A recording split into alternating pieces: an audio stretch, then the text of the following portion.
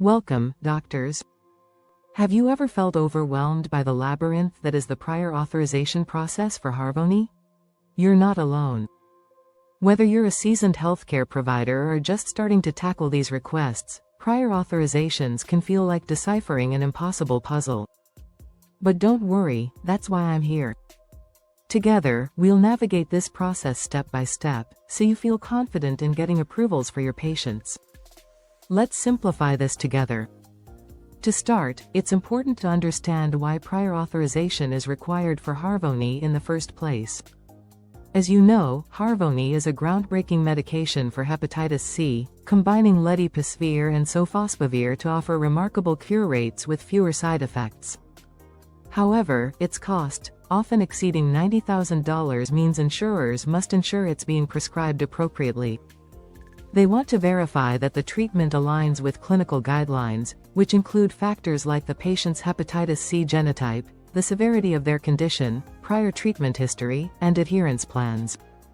Essentially, insurers are looking for evidence that Harvoni is the right treatment for the right patient at the right time. Navigating the prior authorization process can feel daunting, but it becomes far more manageable when approached methodically.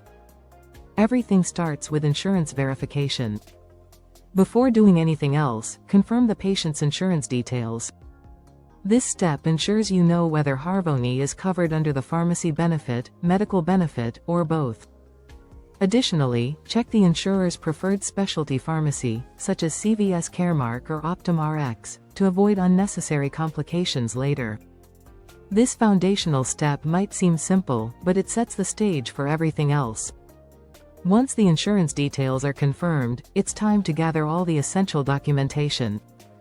Insurers typically require lab results, such as hepatitis C RNA levels, genotype testing, and liver function tests, to establish the medical necessity of Harvoni.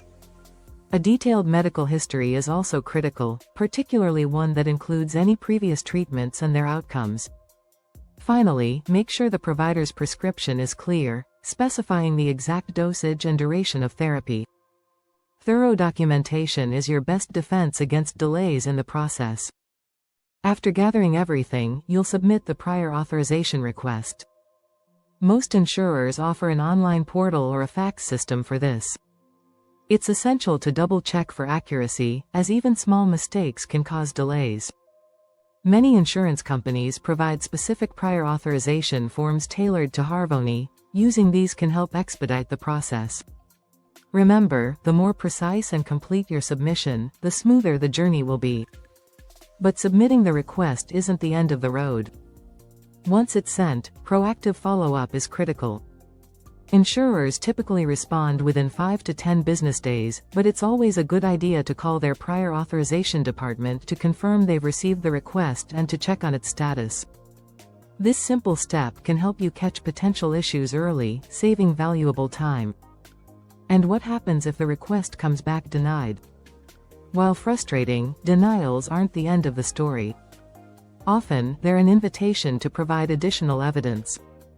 When this happens, gather any missing documentation, such as updated lab results or clinical studies supporting Harvoni's effectiveness for the patient's specific case. A strong letter of medical necessity from the prescribing physician can also make a big difference. Persistence is often the key to turning a no into a yes.